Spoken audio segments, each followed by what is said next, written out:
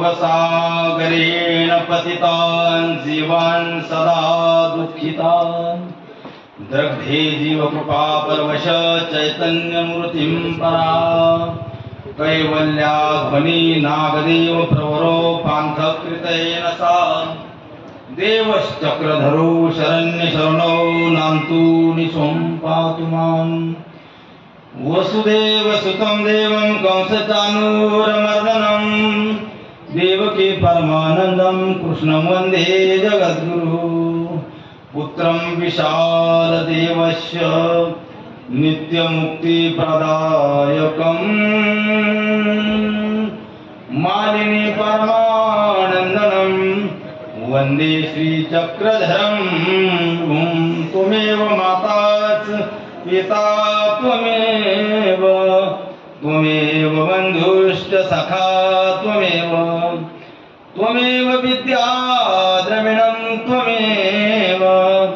त्वमेव सर्वं मम देवो पापं पापकर्मं पापात्म पापसम्भवं त्राहि मां कृपया देवो शरणागतवत्सल कधी सर्वसंतात जो श्रेष्ठ ज्ञाता जनी वंद्यतो मान्य पंथाद्य नेता महापात्राचार्य श्रीनागदेवा महापात्राचार्य श्रीनागदेवा महापात्राचार्य श्रीनागदेवा नमस्कार या थोर मानुभावा नमस्कार या थोर मानुभावा सर्वज्ञ श्री चक्रधर स्वामी की जय। मागचे पुढे या थोडे जास्त पुढे या। अतिशय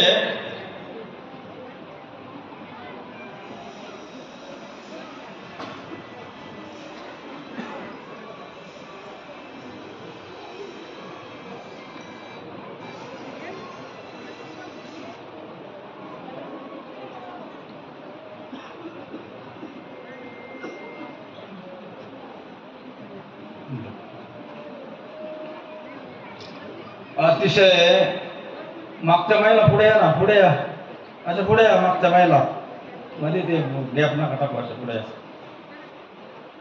या ठिकाणी अतिशय पवित्र अंतकरणाने पवित्र अशा ठिकाणी पवित्र असा संपन्न होत असलेला हा सोहळा कार्यक्रम महोत्सव श्रीमद महावाक्य निर्वचन अंतर्गत दृष्टांत स्थळ प्रवचन सोहळा त्यालाच आपण थोरले प्रकरण म्हणतो। सोहळ्याचे सर्वा या ठिकाणी ज्यांनी अमूल्य असा वेळ दिला असे आदरणीय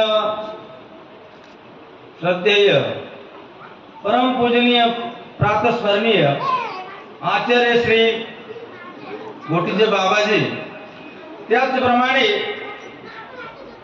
कार्यक्रमाचे आयोजन नियोजन प्रयोजन करणारी समिती सर्व असतील आयोजक प्रायोजक नियोजक आणि अथक प्रयत्नातून संपन्न होत असलेला हा कार्यक्रम वेगळा घटना वेगळी प्रसंग वेगळा याला आपण कार्यक्रम म्हणतो। जाताना येताना लोक वाटेने बोलतात कार्यक्रम आहे आणि याचं काही प्रत्येक ज्यावेळेस आपण काही कार्य करतो त्याचं काही कारण असतं काही उद्दिष्ट असतं लक्षात घ्या। या ठिकाणी एक मुख्य उद्दिष्ट तो देव जोडावा तो देव कळावा थोरल्या प्रकरणाच्या माध्यमातून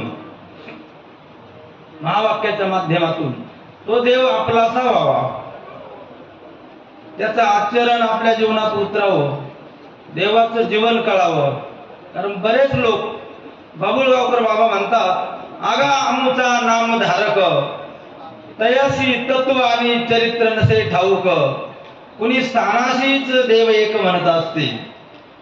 म्हणजे स्थानवंदन करणे म्हणजे तेवढ्यावर काय देव कळाला किंवा समजला असं होत नाही। म्हणून एक ठिकाणी म्हटलेलं आहे आपुला तो एक देव करुणी घ्यावा. म्हणजे ज्याचा ज्याचा जन्म झाला त्याला एक दिवस मरण निश्चित आहे, लक्षात घ्या. मरावं लागणार आहे. आपण तिकडेच चाललेलो आहोत दिवसेंदिवस. वाढदिवस अभिष्ट चिंतन सोहळे साजरे होत असताना सर्व भाषणवाले त्याचं कौतुक करतात. कुणाचं? त्याचा वाढदिवस साजरा होतो त्याचं. पण ज्याचा वाढदिवस साजरा होतो त्यानं थोडंसं डोकं चालवायचं. उमर बढ़ रही है इसका जवाब मौत नजदीक आ रही है. वय वाढत चाललं म्हणजे काय होत चाललं? आपलं मरण जवळ येत चाललं. म्हणजे कशासाठी सांगितलं मी? का दोन गोष्टी माणसं विसरून गेले म्हणून देवाला जवळ करत नाही, म्हणून देव जोडत नाही, म्हणून देव कळवून घेत नाही.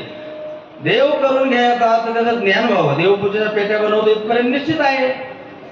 कपाळाला देव लावतो हे निश्चित आहे. पण तो देव करून घ्यावा म्हणजे तो देव कळावा, त्याचं ज्ञान व्हावं. लक्षात घ्या. पण माणसं मरणाला विसरली आणि त्या देवालाही विसरून गेली. एक ठिकाणी म्हटलेलं आहे, मरणाची कार्य नाही आठवण, कार्य ना आठविसी कृपाळू देवासी. म्हणजे माणसं मरणाला विसरली, देवाला विसरली. म्हणून ते संतांना म्हणावं लागलं. लक्षात घ्या. आणि नाहीतरी वेळोवेळी शब्द प्रयोग केलेला आहे. अनन्य शरण जावे चक्रधरा, पुन्हा या संसारा येणे नाही, पुन्हा या संसारा येणे नाही, पुन्हा या संसारा येणे नाही. संसार म्हणजे काय? जन्माला येणे आणि जाणे, आणि याच्यामध्ये दुःखच. लक्षात घ्या. स्वामींनी सांगितलेले जीवदेवता, प्रपंच आणि परमेश्वर चार पदार्थ सांगितले. ज्याला इच्छा असो अथवा नसो सुख आणि दुःख भोगावंच लागतं. इच्छा असो अगर नसो त्याला म्हणायचं जीव.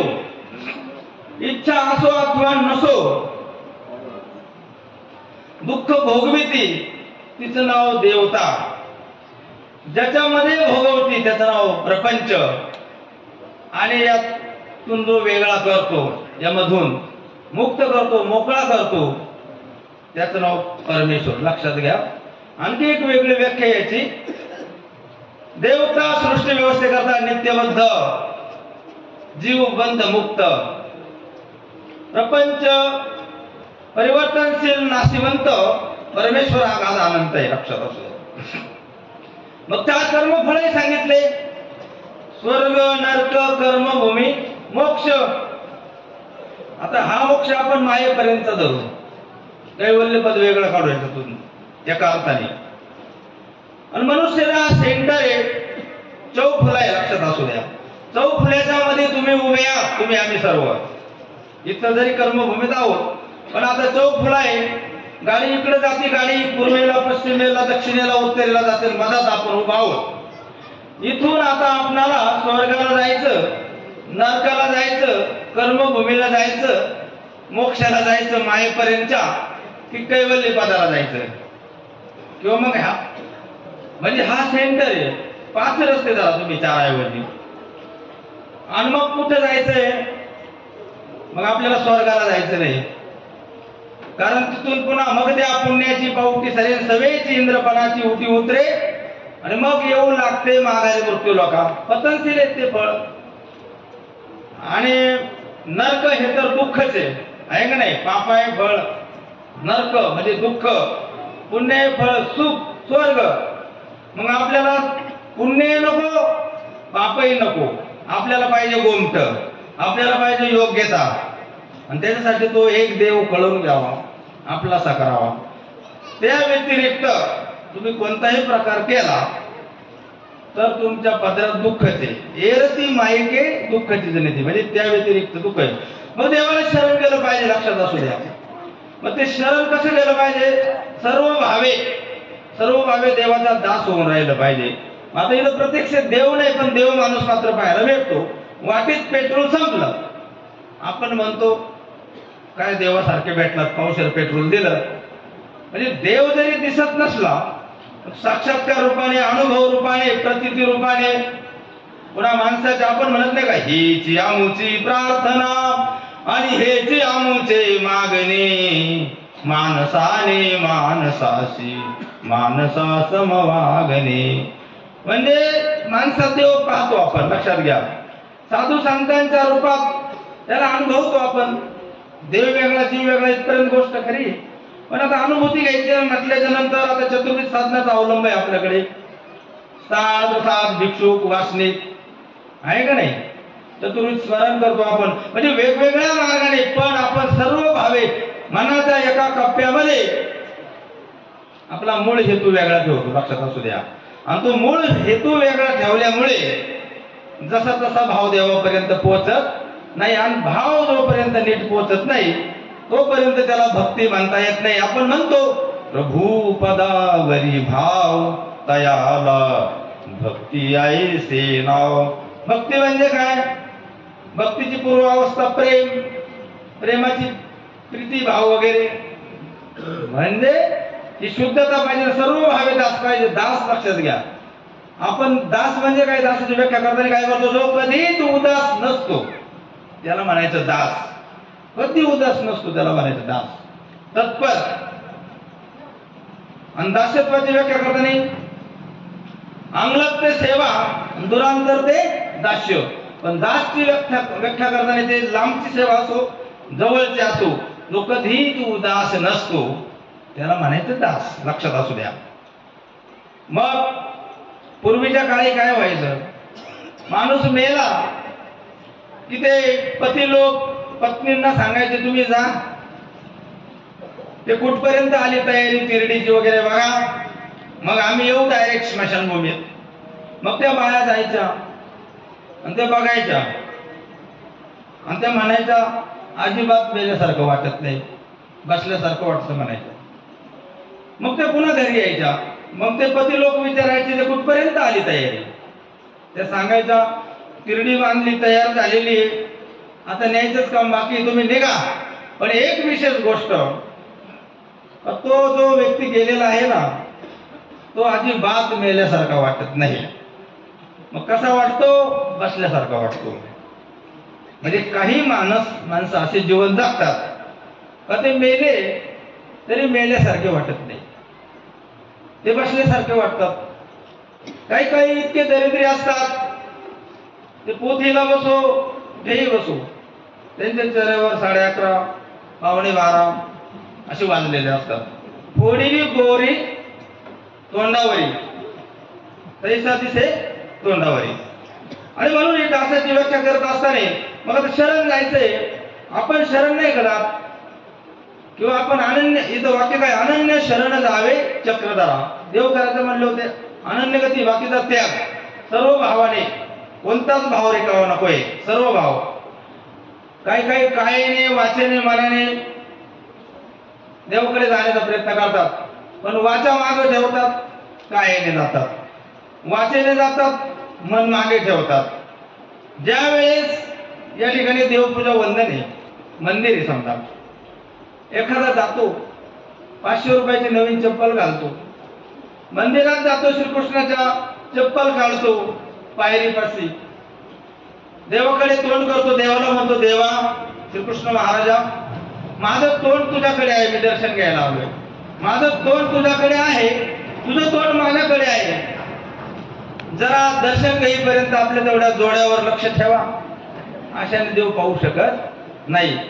आणखी एक मी सांगतो, आता तुमचं माझं अंतर आहे आणि इथली व्यवस्था वेगळी, कीर्तनाची व्यवस्था वेगळी असते प्रवचनाची आमची. हे लय लांब अंतर आहे, तरी एकदा विचारून पाहतो, वेध घेऊन पाहतो. याचं नाव काय आहे? फुल. दुसरं नाव काय याचं? पुष्प. तिसरं नाव काय आहे? सुमन. मीच सुमन झालो देवा तुझ्या पूजनाला चरण कमल. म्हणजे आपण फुल कुठं वाहतो? देवाच्या हे सुमन. सु म्हणजे चांगलं, मन म्हणजे मन. तुमच्याकडे विडा व्हायला द्रव्य नाही, पंगत करायला पैसे नाही तुमच्याकडे, पदयात्रेला जायला तुम्हाला चालवत नाही, मग तुम्ही काय करताय? म्हणता भाव तिथं देव. मग तुमचं सुमन घेऊन जाते. आपण म्हणत नाही का कुविचार सुविचार, सुमन कुमन. सुमनाचा माणूस आहे, चांगल्या मनाचा माणूस आहे, बस तुमच्याकडे काही नाही. आता मन देवाला समर्पित करायचंय. कोणतं मन? तुमचं मन अंतरातलं. ते सुमन घेऊन तुम्ही गेले, जाळीच्या देवाला गेले. आणि चक्रधर स्वामींच्या चरणी तुमचं सुमन तुम्ही वाहिलं. आता तुमच्यापाशी मन राहिलं का वाहिल्यावर? राहिलं का महात्म्य हो? नाही. मग या अवस्थेला काय म्हणायचं? नमन. काय म्हणायचं? नमन. आणि मग दंडवत करायचा. असा दंडवत केला तर देव स्वीकारतो. असा जर नाही केला तर मग बाबुळगावकर बाबा म्हणतात, नका भाविकांनो पडू आता पाया, किंवा थांबा भाविकांनो पडू आता पाया, जाईल तो वाया दंडवत. म्हणजे ते देवळाचं चित्त खेटत असेल तर तो, म्हणजे मग आणखी एक उदाहरण सांगतो, लक्षात येईल. एक हाताने काय करतो आपण? सलाम, सॅल्यूट करतो. एक हाताने सलाम, दोन हाताने प्रणाम किंवा रामराम म्हणते त्याला. म्हणजे ते देववाचक शब्द नाही, तो परिचयवाचक शब्द आहे. एक हाताने सलाम, दोन हाताने रामराम, डोकं वाकून नमस्कार आणि डोकं टेकून दंडवत. परत आहे का? एक हाताने सलाम, दोन हाताने रामराम, डोकं वाकून नमस्कार, डोकं टेकून दंडवत. असे काहीसे भाग आहे. मग बऱ्याच वेळा काय होतं, आपण दास होतो. आता संत मंडळी देवाचा दास आहे, त्यात वादच नाही. म्हणजे कर्मराटीतली काही मंडळी ते म्हणते आम्ही काय, आमचा काही भाव नाही का देवावर, आम्ही शरण आहे देवाला पण अनन्य नाहीये. कुणी कुणी अनन्य आहे पण देवाला नाहीये. कुणी कुणी शरणही नाही, अनन्य नाही, देवालाही नाही. लक्षात घ्या, 3 विभाग सांगत असतो मी. अनन्य शरण जावे चक्रधरा देव कळण्यासाठी. मग साधू संत सांगतील त्याप्रमाणे आचरण करायचं आहे का नाही. निर्वेद कमलिनी विकासू, साधने नाही अभ्यासू, तरी झाडेसी करावा सहवासू निरंतर होय. आता हा योग आणला तुम्ही, बाबाजींचा योग आला. बाबाजी म्हणजे झाड समजा. त्यांचा सहवास 30, 35, 40 दिवस सहवास मिळेल. काही ज्ञानार्जन होईल, काही डोक्यात प्रकाश पडेल आपल्या. पण दास भाव असला तर बऱ्याच वेळा काय होतं, मी एकाला विचारलं तू दास आहे का बाबा? म्हणे मी दास आहे, पण मी दास देवाचा नाही. मी कुणाचा दास आहे? देवीचा दास आहे. कोणत्या देवीचा? देवीचा म्हणजे पत्नीचा दास. कशाचा दास? पत्नीचा. जय देव तू माझी बायको, तू जे जे सांगशील ते ते मी ऐकू. म्हणजे असा दास कामाचा नसतो. लक्षात घ्या. आणि यात काही तत्व आहे. या मंडळीने बरंच परिभ्रमण करून, पायपीट करून या ठिकाणी एक आनंदाची तृप्ती निर्माण व्हावी म्हणून हा कार्यक्रम आयोजित केला तुमच्या आमच्यासाठी. मग मी सांगत असतो, भीक स्वतःसाठी मागणे त्याला म्हणायचं भीक. म्हणजे कोणी स्वामींनी जी भिक्षा मागायला सांगितली त्याचा अर्थ नाही बरं का तसा. मग तो संतही नाहीये. भिक्षाविधीचं पालन म्हणून नाही, पण नुसतं पोट भरण्यासाठी मागतो, त्याला म्हणायचं भीक. आणि देवासाठी जो मागतो, गावासाठी जो मागतो त्याला म्हणायचं दान. किंवा स्वतःसाठी मागतो त्याला म्हणायचं भीक. कुटुंबासाठी मागतो त्याला म्हणायचं भिक्षा. आणि गावासाठी मागतो त्याला म्हणायचं दान. आता हे गावासाठी. आणि विश्वासाठी मागतो त्याला म्हणायचं पसाय दान. येणे वागेत तोसावे, तो सोनं म्हणजे द्यावे पसाय दाने. आणि संपूर्ण विश्वासाठी पण भयमुक्त करण्यासाठी स्वामी काय मागतात? अभयदान. आहे का नाही? तुम्ही चतुर्विध भूतग्रामा अभयदान द्यावे की. मला एक सांगा, अहो तुम्ही स्मरण सुद्धा व्यवस्थित करत नाही. मी बघितलं काही ठिकाणी. तुम्ही म्हणजे संत मंडळीसाठी नाही, ग्रस्त वर्गासाठी. गळ्यामध्ये माळ असली पाहिजे का असली पाहिजे? बोलत चला पटापट. गळ्यात माळ असली पाहिजे का असली पाहिजे? असली पाहिजे म्हणून म्हणलो होतो. थोडी पुढे बसा. ती माळ जपली पाहिजे का जपली पाहिजे?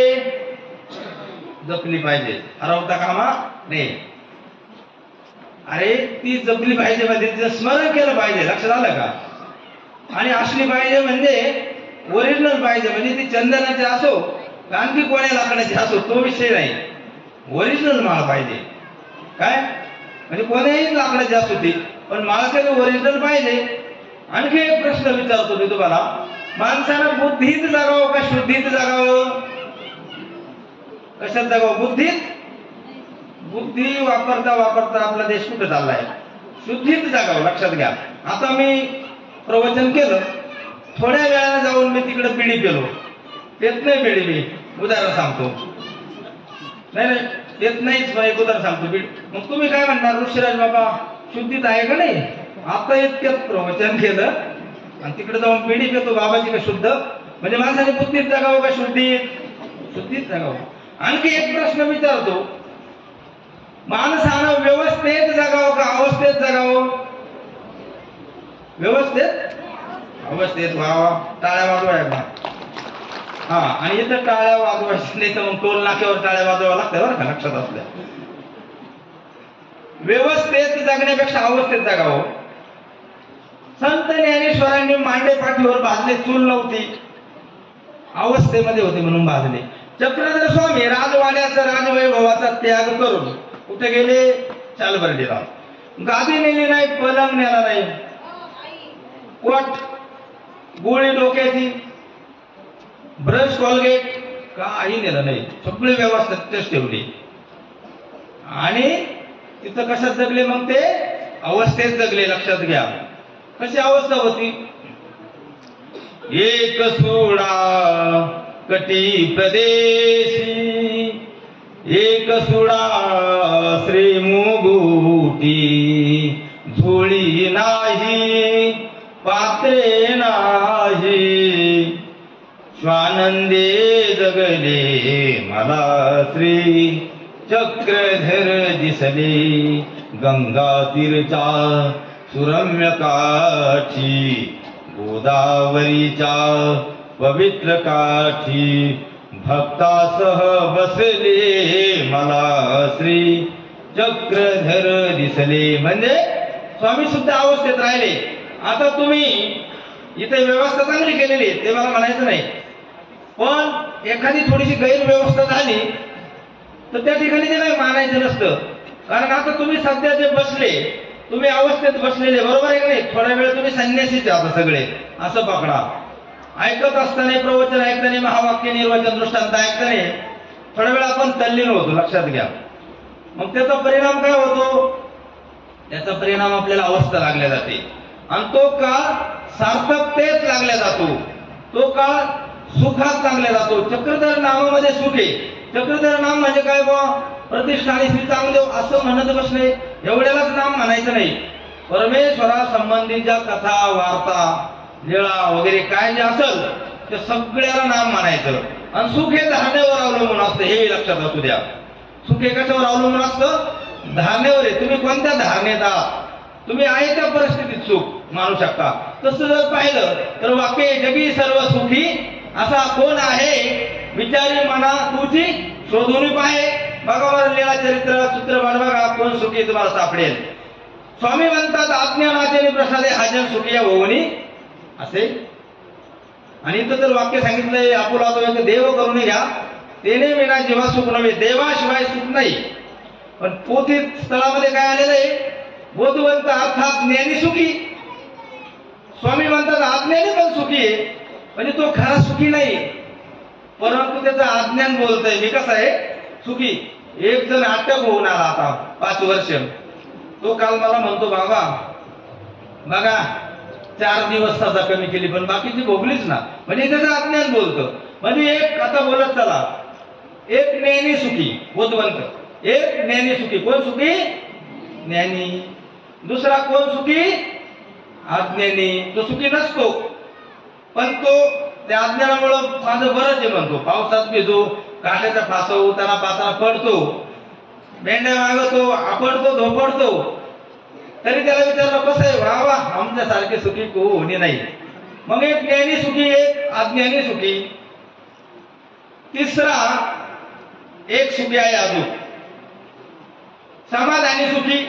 आपण म्हणत नाही अल्प संतुष्ट आहे, त्याच्यामध्ये कसा आहे तो समाधानी. आपले साधू माणसं आहे, ते संत वर्ग आहे बघा. छोटेसे आश्रम असतात, छोटीशी सुविधा राहते, पण ते समाधानी असतात. मग समाधानी एक सुखी. आता 3 सुखी सांगितले मी. कोणता? एक ज्ञानी सुखी, दुसरा अज्ञानी सुखी, आणि तिसरा समाधानी सुखी. आणि चौथा निर्लज्जम सदा सुखी राहतो. लक्षात घ्या. आपल्याच नाही कोणी बाहेर असेल कोणी तिकडे, पण तो एक सुखी राहतो. लक्षात घ्या. अशी सुखी सुख धारणे आहे ना. आता परवाची गोष्ट आहे, नाशिक रोडला काय झालं, एका भिकाऱ्याचं आहे ना 4 वस्तू चोरीला गेल्या. गुजराण करायचा तो.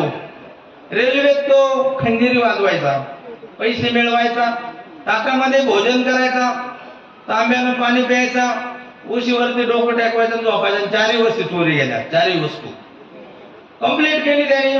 दुसऱ्या दिवशी गेला फौजदाराकडे, ठाणेदाराकडे. माझ्या वस्तू मिळाल्या का? म्हणे 1 वस्तू मिळाली तुमची. कोणती? फक्त जेवायचं ताट तेवढं सापडलं, बाकीचं तांब्या, उशी, खंजिरी काही सापडली नाही. तो आनंदाने उड्या मारू लागला. म्हणतो बस मला सगळं मिळून गेलं, मला माझं सर्व सुख मिळालं.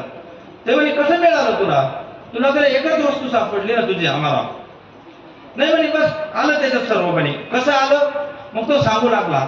आता ताट सापडली की नाही माझं, मग ज्या ताटात आता मी जेवण करील त्याच ताटाने मी जेवण झाल्यानंतर त्या ताटाने मी पाणी पिईल.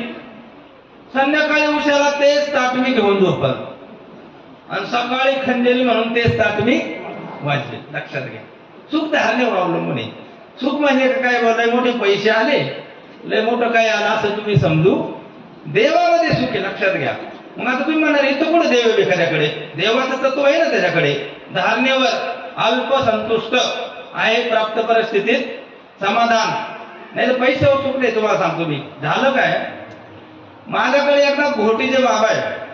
घोटीचे बाबा म्हणे, बाबा हेच आपले प्रवाचक बाबा म्हणतात, दिंडी येणार आहे माझ्याकडे, पदयात्रा येत आहे माझ्याकडे, आणि मग तुमच्याकडे मुक्काम ठेवा. बाबांचे शब्द टावला होता याने मला. बघा तुम्हाला सांगतो कशात चूक नाही. लोकांनी देव कशात मानलेला आहे. आज पैसा हा लोकांचा देव, जो तो घेतोय त्याचीच नाव, कधी दिसेना दुसरी वाटो, बंधू नायक पदारा नेटो. पैशात देव कसा नाही मला हे सांगायचंय. देव तो देव, पैसा वेगळा भाग आहे. पैसा सर्व काही नाही. आणि मग एवढं म्हटलं पदयात्रा माझ्याकडे. आईला मी फोन लावला, आई मी संन्यास घेतला, मी तुझा, मला एक भाऊ घरी, मी हिस्सा घेतला नाही कशामध्ये शेतीवाडीत, मला एक 5,000 रुपये देऊन टाक. ती म्हणती तू माझा मुलगाच आहे, संन्यास घेतला म्हणून काय झालं, तू का लोकांचा आहे का, तुम्ही दोघंच आहे, मला तू संन्यास घेतला म्हणून काय झालं, तुला नाही द्यायचे तर कोणाला द्यायचे, तू कुठं लय मागितले, 5,000 मागितले, आणि पदयात्रेसाठी तर मागितले भोजन बनवायला, पंगत बनवायला, तुला तर द्यायलाच पाहिजे म्हणे. म्हणलं बाकीचं उरकू नको, ते पैसे द्यायचं पाहिजे अगोदर, नाही का. मग ती म्हणते तेच तुला सांगायचंय, ते सगळं खरंय, पण ते ना, ते अमुक पोर डिलेव्हरीला आली, तिला साडी घेतली, तिला करगुटे घेतले, तिला वाट्या घेतल्या, तिला चमक. म्हणलं बाकीचं तू सांगूच नको, द्यायचे नाही ना, कशाला सांगते. विषय संपला. अचानक मला फोन आला, प्रवीण दादा शेवडीकर, इथले संयोजक कार्यक्रमात आयोजक, संयोजकचा फोन आला. म्हणे पृथ्वीराज काय चाललंय? म्हणलं काय नाही. आवाज नाराज दिसतो तुमचा. म्हणलं हो ना, कधी नवत शिंदेहून पदयात्रा येते आणि 5,000 आईकडे मागितले, एकदाच मागितले, भलतं भारून लावलं, पण पैसे तिला म्हणलं कुठं चोरून ठेवले असेल तर दे, पण नाही म्हणू लागली. नाराज होऊ नका, मी देतो. अहो पण तुमचे मला मागे द्यावे लागतील. म्हणतं नाही नाही, तुम्हाला दान सोडणार म्हणे. काय मोठं मन केलं, मला आनंद झाला, स्वर बदलला माझा. मग त्यांनी फोन पे केलं मला 5च्या जागी 10,000 रुपये. अजून मी काय ते वापस केले नाही, मला दान केले त्यांनी.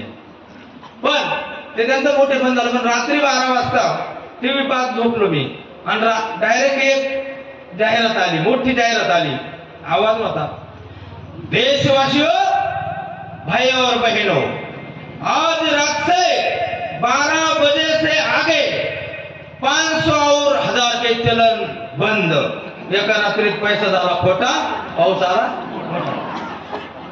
आणि मी म्हटलं हे काय झालं चमत्कार. सकाळी आमच्या आईचा फोन, द्यायची आई माझी, म्हणे भाऊ, म्हणलं बोल आई, काय तुला पैसे पाहिजे का? म्हणलं एक काम कर, शेकोटी करायला शिकत बस आता, नाही का. तेव्हापासून मी कानाला खडा लावला. देवच आपला माहेर, देवच आपला बाप. पुलिंग एजंटला हस्ताक्षर चांगलं आहे माझं, पुलिंग एजंट होतो. म्हणजे मी कोणत्या पक्षाचा नव्हतो, पण पुलिंग एजंट असल्यामुळे मी हस्ताक्षर देत होते जरा 2 मिनिटं, जरा कार्यकर्ता नसल्यामुळे. ते बाकीच्या पुलिंग एजंटच्या खिशाला होतं काय, राष्ट्रवादीचा बिल्ला, काँग्रेसचा, शिवसेनेचा, भाजपचा. म्हणजे प्रत्येक जण आले का कार्यकर्ते विचारायचे तू कोणत्या पक्षाचा, काँग्रेसचा, तू शिवसेनेचा, तू भाजपचा, तू मनसेचा, तू. माझ्याकडे विचारायला आले, बरे बाबा तू कोणत्या पक्षाचा? म्हणलं मी माझ्या बापाचा आहे. काय, मी पक्षाचा नाही. त्याला आला राग, तुम्ही तर संन्यासी आहे ना बाबा. मग कस काय मग त्या बापाचा? त्या बापाचा नाही भाऊ. मग कोणत्या बापाचा? देव माय बाप माझा, देव माय बाप माझा, देव कैवल्याचा राजा, देव कैवल्याचा राजा, देव माय बाप माझा. तो देव कळून घ्या, तो देव आत्मसात करा, त्याचं ज्ञान व्हावं. याला म्हणायचं आपला तो एक देव करून घ्यावा. तेने विना जीवा सुख नव्हे. दुसऱ्या ठिकाणी सुख नाही म्हणजे नाहीच. आणि म्हणून पंगत चुकली तरी चालेल, पण संगत चुकली नाही पाहिजे. बरोबर आहे, पंगत चुकली तर चालेल, संगत चुकता कामा नये.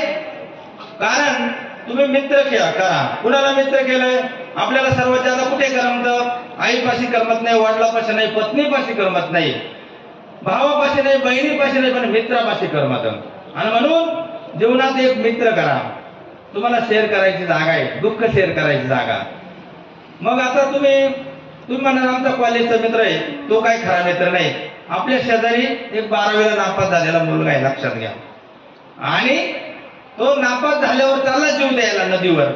त्याचा मित्र त्याला भेटला, म्हणतो कसा, कुठं चालला मित्रा? म्हणे चाललं जीव द्यायला, घरचे बोलू लागलेत नापास झालोय. तो म्हणे तिकडे जाऊ नको, पाणी खोल नाही, तू मारणार नाही, तू इकडे जाय, इकडे मरशील. असा मित्र कामाचा आहे, लक्षात घ्या. शेअर केलं, दुःख कमी झालं पाहिजे असा मित्र. सुदैवाचं दुःख कमी झालं की नाही? मग कोण मित्र केलं त्याने? देव मित्र केला होता श्रीकृष्ण महाराज. एक तर तुम्ही संताला मित्र करा, एक तर देवाला मित्र करा, एक तर आई वडिलाला मित्र करा. म्हणजे जो आपलं दुःख कमी करतो त्याला मित्र करा. पण अलीकडे भाऊ भावाचा नाही, कोणी कोणाचं नाही. जसं जसं 2च वर्ग आहे, संत मायबाप आणि देव. आणि म्हणून म्हटलेलं आहे, दुःखाळवायला उंबऱ्यासारखा, मित्र वनव्यामध्ये गारव्यासारखा. वाट चुकणार नाही जीवनभर तुमची, वाट चुकणार नाही जीवनभर तुझी. आत्महत्याच करणार नाही कुणी, आत्महत्याच करणार नाही कुणी. एक तू मित्र कर, गोटीच्या बाबांसारखा, वांबुरीच्या बाबांसारखा, म्हणजे उपलक्षणे संतासारखा किंवा परमेश्वरासारखा, अथवा आई वडील भाऊ बहीण चांगले असेल त्यांच्या सारखा. मित्र वनव्यामध्ये गारव्यासारखा, दुःखाळवायला उंबऱ्यासारखा. मित्र वनव्यामध्ये गारव्यासारखा किंवा मित्र वनव्यामध्ये गारव्यासारखा. अहो भिक्षेला गेला श्रीकृष्ण, भिक्षा भेटली नाही श्रीकृष्ण. भिक्षा भेटली श्रीकृष्ण, भेटलेली कुत्र्याने खाल्ली तरी श्रीकृष्ण. कोण? स्थितप्रज्ञ. कोण? सुदामा. सुदामा किती गरीब होता की नाही बाबा? श्रीकृष्ण किती महान होते, मदत करू शकत नव्हते का? करू शकत होते. सुदाम्याला माहित होतं कर्माचा भोग भोगल्याशिवाय मुक्ती मिळणार नाही. तो मागत नव्हता, नाही तर देव देण्यास तयार होते. भिक्षेला गेला तरी श्रीकृष्ण, भिक्षा भेटली नाही श्रीकृष्ण, भिक्षा भेटली श्रीकृष्ण, भेटलेली कुत्र्याने खाल्ली, सांडली श्रीकृष्ण. रुक्मिणी म्हणते देवा काय झालं? देव म्हणतात रुक्मिणी तुला सांगितलं होतं, नशिबात आहे तेवढाच भोग भोगता येतो, किती कमवा तुम्ही. आणि मग मधमाशी किती मध गोळा करते, आज खाईन, उद्या खाईन, परवा खाईन, तेरवा खाईन. कुणीतरी व्यक्ती येतो आणि अख्खं ते पोळं काढतो, अख्खं मध घेऊन जातो. आणि म्हणून स्थित प्रज्ञ राहायचं. लक्षात घ्या, 85 वर्षाची म्हातारी, नामाची ताकद सांगतो, चक्रधर नामाची. नाम देव करून घ्या म्हणजे 9वीत भक्ती सांगितलेली. प्रथम क्रमांक आहे श्रवण, अमुक तमुक नाम जपणे, अर्चन, पादसेवन, प्रवचन, 9वीत भक्ती. मग तुमची भक्ती कुठे चालली? एक बाई दुसरीला म्हणते, चल ग सखी, चल ग सखी कोटम गावाला, म्हणजे पोथीला. मग ती दुसरी म्हणते, मला येऊन देतील का? मग ती सांगते, देवाच्या दारी कुणा ना बंदी, दुःखी पीडित होते आनंदी, दुर्जन होती भक्तीचे छंदी, आली चालून छान ही संधी. तू ध्यानी जरा ठेव, ध्यानी जरा ठेव, जिथे भाव तिथे देव. चल भेटू त्या घोटीच्या बाबांना, चल ग सखी, चाल ग सखी कार्यक्रमाला. कुठं? कोटम गावाला. इथं मोठा सोहळा चालू आहे ना, आहे का नाही? काल मला एक सपान आलं, सपनात दर्शन देवाचं झालं, साधूचं झालं, तसाच जाऊन दर्शन घेऊन साधूंचे धरले पाय. या बाबांच्या रूपानं तुमच्या गावात संत माय. हे संत माय लक्षात असू द्या, बाबांच्या रूपाने. माय म्हणजे काय? माय म्हणजे माऊली, माऊली म्हणजे आई. तुम्ही म्हणाल ते कुणीकडे चाललं गणित?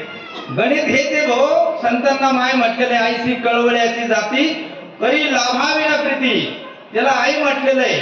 आई म्हणजे काय असते?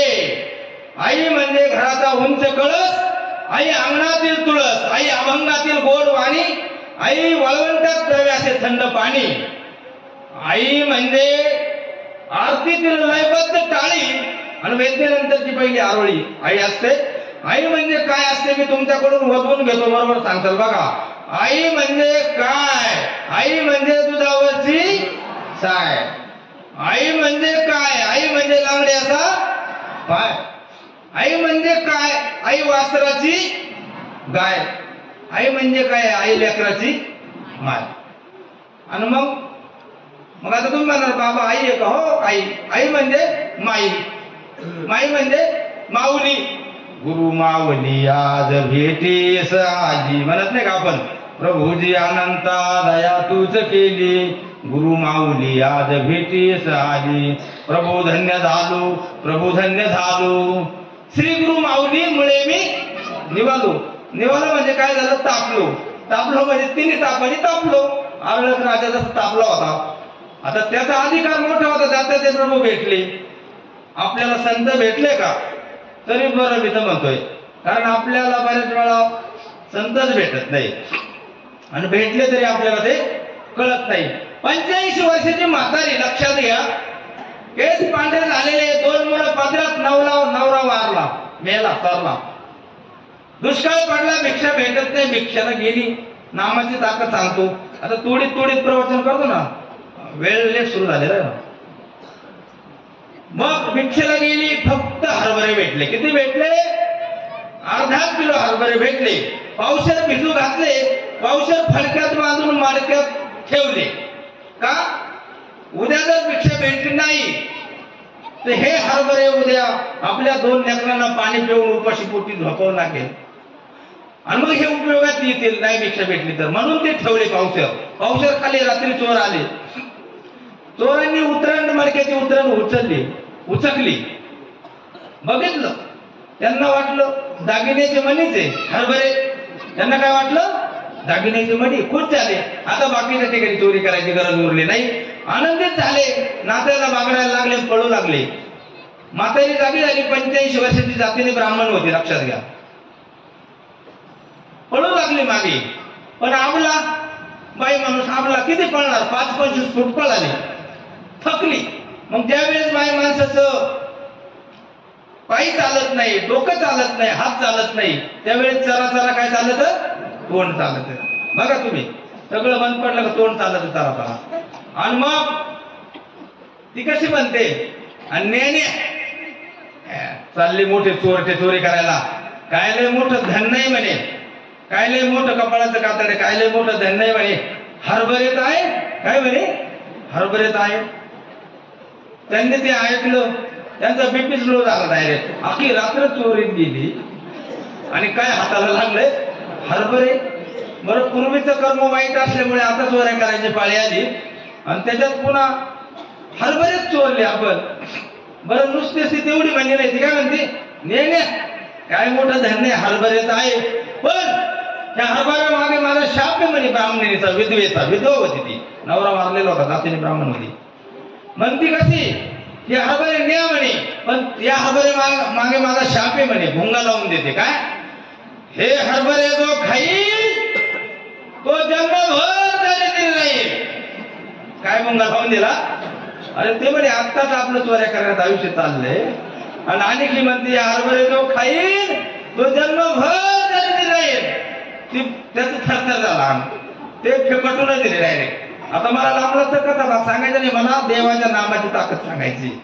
बघा, संदीपानीच्या आश्रम पासून चालले होते, ते हरभरे फेकून दिले. पुढे तुम्हाला माहिती, मला वेडिंग करून देतो मी तुम्हाला. काय शाप दिला त्याला? हे हरभरे जो खाईल तो जन्मभर दरिद्री राहील. बाकीची कथा जाऊ द्या आता बाजूला. शाप काय आहे? हरभरे जो खाईल हे सोडून द्या. काय वाक्य पुढं? दरिद्री राहील, पण वाक्य काय? जन्मभर. शापाची ताकद सुद्धा मला काय आलं? दरिद्री. आणि नामाची ताकद काय भेटलं त्याला? म्हणजे शापाची अशी ताकद होती का जन्मभर दरिद्री राहिलंच पाहिजे. पण देवाच्या नामात एवढी मोठी ताकद आहे, त्याने नाम जपलं, काहीच केलं नाही, त्याचा पर्याय बोलणार आहे, नाम सुरू केलं, जय श्रीकृष्ण श्रीकृष्ण. आणि त्या शापाची पावर कमी झाली. एका जनार्दनी भोग प्रारब्धाचा आणि प्रभूच्या नामाने हरिकृपे त्याचा नाश झाला. प्रारब्ध पलटवण्याची, बदलवण्याची किंवा कमी करण्याची शक्ती सुद्धा काय झाले? नामात नाही. त्याला जन्मभर दरिद्री. काय केलं? कुंकुम तिलकचं काय केलं त्यांनी? देवाने तो ज्यावेळेस पोहे घेऊन आला तर निमित्त केलं कुंकुम तिलकचं आणि त्याच्या कपाळावर वाचलं देवाने. अरे बापरे, याच्या कपाळावर तर लिहिलेलं जन्मभर दरिद्री. आणि हाता आपला मित्र आहे, मित्राला वनवा लागलेले, आता थंड केलंच पाहिजे. कुंकुम तिलक म्हणे मला राण्यांना म्हणे बाजूला व्हा, मला औक्षण करायचंय. कुंकुम तिलकचं निमित्त केलं आणि कपाळावर लिहिलेलं होतं काय? श्री क्षय. श्री म्हणजे लक्ष्मी आणि क्षय म्हणजे नाश. लक्ष्मीचा नाश म्हणजे दारिद्र्य. देवाने ते कुंकुम तिलकचं निमित्त करून ते अक्षरच पलटून टाकलं. काय केलं? यक्षश्री. यक्षश्री म्हणजे धनवान. परिणाम सुदाम जीवर दया करुणी सुवर्ण नगरी दान. सुवर्ण नगरी दान रे प्रभू धाव सख्या जीव प्राण. जाना माने वाकुडी कुब्जा दिव्यांगणेची झाली सुसज्जा. नामे बनला सुदाम राजा स्मरता मनी असुराव. मज आवडले हे नाव. आणि ज्यावेळेस सुद्धा त्याला 1.5 मिनिट राहिला, 1.5-2 मिनिटं, ज्यावेळेस पदयात्रा चालली आपली, पदयात्रा चालल्याच्या नंतर यम न्यायला आले पदयात्रेच्या दोघांना. त्यावेळेस गोटीचे बाबा होते पदयात्रेचे मुख्य. त्यावेळेस बाबांनी काय केलं? ते नेणारे म्हणजे बाबा आम्हाला वाचवा. जिवंत एक भाग सांगतो, 2 मिनिटाला प्रवचन संपवतो. बाबा आम्हाला वाचवा. बाबा म्हणजे तुम्हाला माळा घालाव्या लागतील मानबाबांच्या गाठ्या, तर तुम्ही वाचाल. म्हणजे यम न्यायला आले आम्हाला. यम नेणार नाही पण माळा घालाव्या लागतील. मग माळा घातल्या. म्हणजे 2-2 माळा घालतो, सगळ्यांच्या वरून घालतो. घातल्या माळा तरी यम आलेच न्यायला. मग बाबांनी काय केलं? मानव पंथाचा धर्मध्वज वर केला तरी यम आलेच न्यायला. मग बाबा दिंडीचे मोर्चे होते ना पदयात्रेचे, पुढे झाले. बाबांनी पदर फावला, बाया सारल्या आणि म्हणे नवीन माळकऱ्यांनो आणि सगळ्यांनोच आता हे यमाची गाडी घेऊन परत आलेले न्यायला. पहिल्यांदा माळेव काम भागलं होतं, आता माळेव भागलं नाही, भागणार नाही. नंतर ध्वजावर केला, ध्वजावर आता भाग. पुन्हा ते आले, आता ध्वजावर माळेव भागणार नाही. आता काय करा? मी सांगतो तसं करा. भगवंताच्या नामाचा जय घोष करा. आणि त्या ठिकाणी सर्वांना म्हणे अनंत कोटी ब्रह्मांड नायक पूर्ण परब्रह्म परमेश्वर अवतार भगवान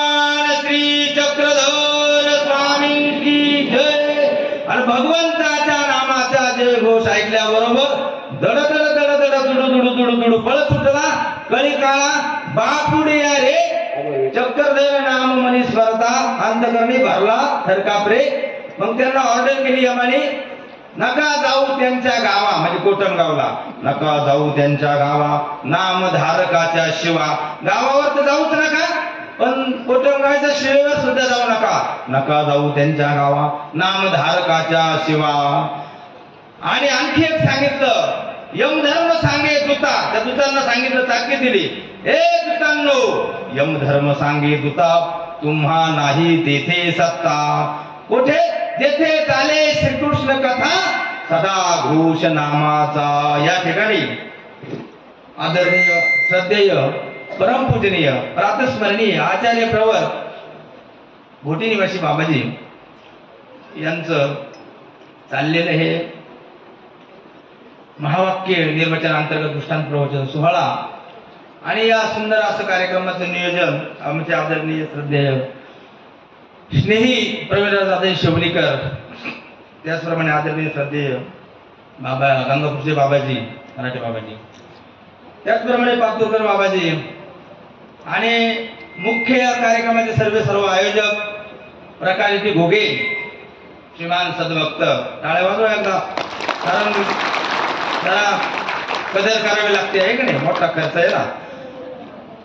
तर उत्कृष्ट असं आयोजन उत्कृष्ट नियोजन उत्कृष्ट प्रयोजन आमचे स्नेही सावलीसारखे मला प्रेम देणारे रविदादा शेवलीकर. सकाळी मला 1 वाजता दुपारी फोन आला प्रवचनला यावं लागतंय. अहो म्हणलं इतर ठिकाणी कीर्तन प्रवचन करतो तो भाग वेगळा असतो इथं संत मंडळी बहुत करून राहील मला थोडासा चिंतनला वेळ द्या. ते म्हणे मला बाकीचं माहित नाही. मराठी बाबांना त्याचे डायरेक्ट म्हणे ते आपला माणूस आहे त्यांना यावाच लागेल आणि आपला हक्क आहे ते बाकीचं माहित नाही या म्हणे. म्हणलं ठीक आहे पण मग मी जसं काही चुकीचं सांगल बरोबर सांगेल ते सर्व तुम्ही मान्य करून घ्या. ते म्हणे ते चालेल मग ते चालेल तर मला चालेल. मग आलो पण आल्यानंतर पहिलाच दिवस असल्यामुळे मला वेळ अत्यंत कमी कीर्तनाची 2 तासाची सवय असते पण तरी काय हरकत नाही तुम्ही शांत बसलात आणि सुंदर आयोजन सुंदर नियोजन सुंदर प्रयोजन. बाबांची पुन्हा एकदा पोथी हो आणि ती पोथी पुन्हा एकदा प्रवीण झाल्यावर याचाच नियोजन असते परत हो आणि पुन्हा आम्हाला संधी भेटो पण पुन्हा ते कार्यक्रम पाहण्याचं वैभव पाहू. वटवृक्षात वटविजात उत्तर प्रगती होत राहू. झालेली सेवा त्याच्या आधी सांगतो कुणी कुणाच्या चपला चोरायचा नाही. झालेली सेवा तुमच्या सर्वांच्या परमेश्वराच्या. आता जास्त विरोध करता येत नाही ना संत मंडळीला थोडीशी कीर्तन सवय. प्रभू श्री चक्र स्वामींच्या चरणी पंचावताराच्या चरणी साधू संतांच्या चरणी तपस्विनींच्या चरणी वासनिक मंडळी कर्मराठीतले काय जे कोणी वासनिक बाल गोपाल सर्वांच्या चरणी समर्पित करतो. चुकला असेल नेहरूचे खिसे मोठाले मला द्या बरोबर असेल ते वांबुरीचे मामा जे आमचे विद्यागुरुवर्य त्यांचं समजून ग्रहण करा. चुकीचं असेल मला द्या. झालेली सेवा आपण सर्वांच्या चरणी समर्पित करतो.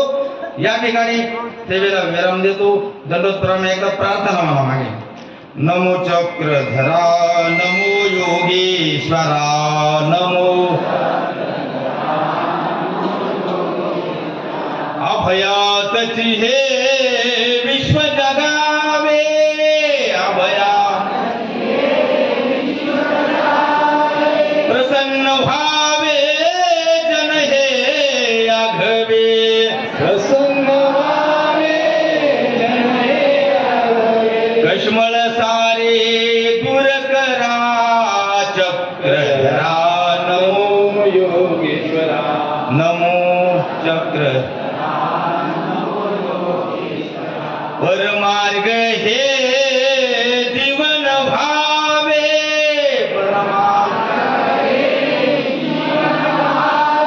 मंगल मंगल हृदयी यावे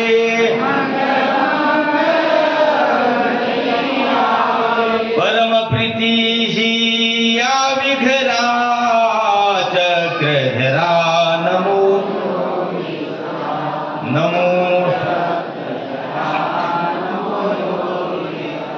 परज्ञानाचे करण्या मंथन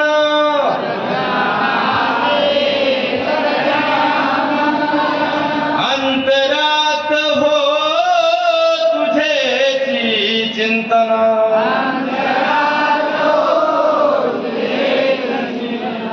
भक्तीने सर्वांचा उद्धार करा चक्रधरा नमो नमो चक्रधरा नमो योगेश्वरा सर्वज्ञ श्री चक्रधर स्वामी की जय. धन्यवाद. अतिशय सुंदर अशा आवाजात आणि समर्पण